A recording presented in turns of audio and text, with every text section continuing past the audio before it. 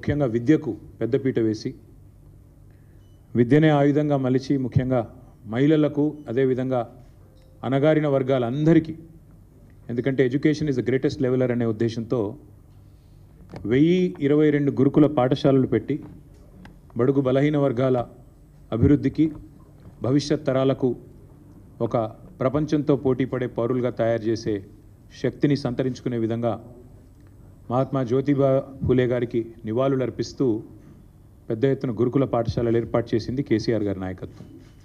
అట్లాగే అదే మహానుభావుడి పేరుతో విద్యార్థులు ఒకవేళ విదేశాల్లో చదువుకుంటామంటే కూడా 20 లక్షల రూపాయల దాకా స్కాలర్షిప్లు వారికి ఇవ్వడమే కాకుండా వారిని దాదాపు 7,000 మంది విద్యార్థులు, సుమారుగా 7,000 మంది విద్యార్థులకి ఇవాళ ప్రపంచ స్థాయి విద్యను అందించింది కూడా కేసీఆర్ గారి ప్రభుత్వం. మరి అట్లాంటి మహనీయుడి జయంతి సందర్భంగా ఈరోజు వారికి ఘనంగా మేమందరం కూడా ఇప్పుడే నివాళులు అర్పించి మీ ముందుకు మరొక ముఖ్యమైన విషయాన్ని చెప్పడానికి రావడం జరిగింది. నేను ఒక 3 రోజుల కిందట మిత్రులకు చెప్పడం జరిగింది. ఈ కాంగ్రెస్ ప్రభుత్వం వచ్చిన తర్వాత గత 15-16 నెలల్లో వీళ్ళు ఒకటే సింపుల్ మంత్రం పెట్టుకున్నారు. 3D Mantra: deception, destruction and distraction. Deception అంటే మోసం, డిస్ట్రక్షన్ అంటే విధ్వంసం, డిస్ట్రాక్షన్ అంటే దృష్టి మళ్లించడం. ఈ 3D మంత్రం పెట్టుకొని ఇవాళ 15-16 నెలల్లో విచ్చలవిడిగా ఒకవైపు విధ్వంసం చేస్తూ, పేదల బతుకులు ఛిద్రం చేస్తూ, రైతులు ఇప్పుడిప్పుడే బాగుపడి దేశానికే అన్నం పెట్టే స్థాయికి చేరుకున్న రైతన్న కడుపు మీద కొట్టి, మరొక వైపు ప్రజల దృష్టి మరల్చి ఒక భయంకరమైన ఆర్థిక దోపిడీకి రేవంత్ రెడ్డి ప్రభుత్వం పాల్పడుతూ ఉంది. చాలా రకాలుగా పాల్పడుతున్నారు. గతంలో కూడా మేము కొన్ని బయట పెట్టాం. ఈరోజు మరొక కుంభకోణాన్ని మీ దృష్టికి తీసుకొని రావాలి, మీ ద్వారా ప్రజల దృష్టికి కూడా తీసుకొని రావాలి. దేశం మొత్తం నివ్వెరపోయి చూసిన ఘటన మన హైదరాబాద్ సెంట్రల్ యూనివర్సిటీలో జరిగిన పర్యావరణ విధ్వంసం, పర్యావరణ హననం. కానీ అక్కడ జరిగింది కేవలం పర్యావరణ విధ్వంసం, పర్యావరణ హననం మాత్రమే కాదు, మూగజీవుల ప్రాణాలు తీయడమే కాదు.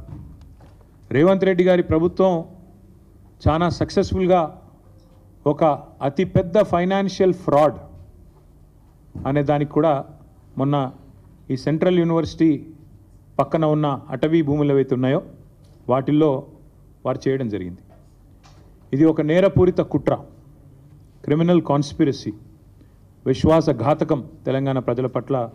మరి అదేవిధంగా సింపుల్గా చెప్పాలి అంటే ఈ 400 ఎకరాలు ఏదైతే ఆనాడు 2004వ సంవత్సరంలో ఐఎంజీ భారత అనే సంస్థకి అప్పటి ప్రభుత్వం కట్టబెట్టిందో, తర్వాత వచ్చిన కాంగ్రెస్ ప్రభుత్వం ఆనాడు ఒక ఆర్డినెన్స్ ద్వారా రద్దు చేసిందో, తిరిగి దాన్ని సవాల్ చేస్తూ ఆ ప్రైవేటు వ్యక్తి ఈ భూమి విషయంలో నాకు అన్ని హక్కులు ఉన్నాయని కోర్టుకు పోతే సుదీర్ఘకాలం, దాదాపు 20 ఏళ్ళు, 19-20 ఏళ్ళు సక్సెసివ్ గవర్నమెంట్స్ ఆఫ్ ఫాట్. ఆనాడు 2014 వరకు ఉన్న ప్రభుత్వం కొట్లాడింది. తర్వాత 2014 నుంచి 2023 డిసెంబర్ దాకా ఉన్న మా ప్రభుత్వం కూడా కొట్లాడి చివరికి మార్చ్ 2024లో తీర్పు వచ్చింది. ఇది మరి ప్రైవేట్ వ్యక్తికి సంబంధం లేదు, ప్రభుత్వానికి మరి ఏదైతే గతంలో ఇచ్చిన ఆర్డినెన్స్ ఇచ్చారో దాన్ని సమర్థిస్తూ తీర్పు వచ్చింది. ఇవాళ వాస్తవం ఏంటి అంటే అక్కడ సహజంగానే ప్రజలు కానీ, సహజంగానే పర్యావరణవేత్తలు కానీ అక్కడ జరుగుతున్న పర్యావరణ హననం పట్ల, పర్యావరణం మీద జరుగుతున్న దాడి పట్ల విస్మయంతో, ఒక బాధతో, ఆవేదనతో అక్కడ చనిపోయిన 3 జింకల గురించి కానీ, అదేవిధంగా అక్కడ చెట్లు కొట్టేయడం గురించి కానీ, దొంగల్లాగొచ్చి అర్ధరాత్రి అపరాత్రి అని కాకుండా 100 ఎకరాల్లో వారు ఏదైతే దాడి చేసినారో ప్రభుత్వమే మరి రక్షించాల్సిన వాళ్ళే భక్షిస్తుంటే సహజంగానే ఆవేదనతో అటు హెచ్సియు విద్యార్థులు కానీ, దేశవ్యాప్తంగా పర్యావరణవేత్తలు కానీ ఉద్యమం చేసినారు. కానీ దీని వెనకాల అసలు రేవంత్ రెడ్డి గారు ఇంత హడావుడి, ఇంత హంగామా ఎందుకు చేస్తున్నారు అని మేము ఆరాధిస్తే దీని వెనకాల దాదాపు 10,000 కోట్లను దోచే ఒక భారీ స్కామ్కు వారు తెరదీసినట్టుగా మాకు సమాచారం అందింది. జరిగింది ఏమంటే నిన్న హరీష్ రావు గారు మీకు చాలా వివరంగా ప్రెస్ మీట్లో కొన్ని విషయాలు చెప్పారు. ఎట్లా ఈ ప్రభుత్వం సుప్రీంకోర్టు గైడ్లైన్స్ని తుంగలో దొక్కుతోంది, సుప్రీంకోర్టు తీర్పులను బేఖాతరు చేస్తోంది, ఎట్లా వాల్టా చట్టాన్ని ఉల్లంఘించింది, ఎట్లా ఫారెస్ట్ యాక్ట్ని కూడా ఫారెస్ట్ కన్జర్వేషన్ యాక్ట్ని కూడా ఎట్లా ఉల్లంఘించింది, ఇవన్నీ విషయాలు కూడా నిన్న వారు చాలా వివరంగా చెప్పారు. నేను వాటి జోలికి పోను. కానీ నేను చెప్పేది ఒక సరికొత్త ఆర్థిక నేరానికి ఏదైతే రేవంత్ రెడ్డి ప్రభుత్వం తెరలేపిందో, ఒక గోల్మాల్ ఏదైతే చేస్తూ ఉందో దాని విషయాల్లో నేను మీకు కొన్ని విషయాలు చెప్పాలనుకుంటా ఉన్నా. ఎక్కడ స్టార్ట్ అయింది అసలు ఈ కుంభకోణం అంతా కూడా?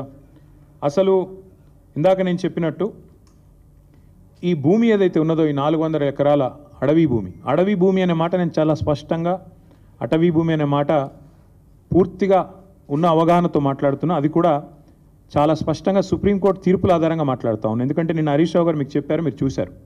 సుప్రీంకోర్టు 1996లోనే, అంటే దాదాపు 30 ఏళ్ల కిందటనే స్పష్టమైన తీర్పు ఇచ్చింది. అడవి అని ప్రత్యేకంగా రిజర్వ్ ఫారెస్ట్ అని డిక్లేర్ చేయకపోయినా అడవులకు ఉండాల్సిన లక్షణాలు ఉంటే 0.4 క్యానపీ ఉంటే ఖచ్చితంగా అది ప్రైవేట్ ల్యాండ్ అయినా ఓనర్షిప్ ఎవరిదైనా ఖచ్చితంగా దాన్ని అటవీ భూమిగానే గుర్తించాలి అని సుప్రీంకోర్టు తీర్పు ఇవ్వడమే కాకుండా సుప్రీంకోర్టు రాష్ట్ర ప్రభుత్వాలకు ఆదేశం కూడా ఇచ్చింది. ఏమని? మీ దగ్గర సుప్రీంకోర్టు తీర్పుకు అనుకూలంగా ఓనర్షిప్ ఎవరిదున్నా అట్లాంటి భూములు ఎక్కడెక్కడ ఉన్నాయి లెక్క తీయండి, దాన్ని రిజర్వ్ ఫారెస్ట్గా ఆల్రెడీ డిక్లేర్ చేసి ఉన్నా చేయకపోయినా ఆ లిస్టు మాకు పంపించండి అంటే ఇక్కడ కూడా మన తెలంగాణ ప్రభుత్వం కూడా రేవంత్ రెడ్డి ప్రభుత్వం కూడా సుప్రీంకోర్టు ఆదేశాలకు అనుగుణంగా ఒక కమిటీని కూడా ఏర్పాటు చేసింది ఆ స్థలాలను గుర్తించడానికి. అందుకే 0.4 క్యానపీ ఉన్న ఈ భూమి ఖచ్చితంగా అటవీ భూమి. మీరు చూస్తారు సుప్రీంకోర్టు ఆల్రెడీ దాన్ని అటవీ భూమిగానే చెప్పింది. మన జస్టిస్ గవాయ్ గారు కూడా చెప్పారు. ఫారెస్ట్ కన్జర్వేషన్ యాక్ట్ 1980 1980 ప్రకారం రేవంత్ రెడ్డి గారు చేసిన అతిపెద్ద ఫైనాన్షియల్ ఫ్రాడ్ ఏంటి అంటే ఒక అటవీ భూమిని ఇవాళ తాకట్టు పెట్టడం లేదా అమ్మడం, ఆ అధికారం గవర్నమెంట్ కూడా లేదు. మీకు తెలుసు పోడు పట్టాలు మేము ఇచ్చాం గతంలో. పోడు పట్టాలు కూడా మీకు తెలుసు ROFR కింద పోడు పట్టాలు కూడా they won't give you complete rights on the land. మీరు దాన్ని అక్కడ సాగు చేసుకునే దానికి అవకాశం ఉంటుంది, పొజిషన్కి అవకాశం ఉంటుంది తప్ప ఓనర్షిప్ ఉండదు, దాన్ని అమ్మేదానికి అవకాశం ఉండదు పోడు పట్టా విషయంలో కూడా. అట్లాగే ఈ అటవీ భూమి ఏదైతే ఉందో, అడవి లక్షణాలు కలిగి ఉన్న భూమి ఏదైతే ఉందో 1980 ఫారెస్ట్ కన్జర్వేషన్ యాక్ట్ ప్రకారం ఇది మొత్తం రేవంత్ రెడ్డి గారికి తెలుసు. ఆయనకు తెలియదని కాదు, ఆయనకు తెలియకుండా జరిగింది అనడానికి కూడా లేదు.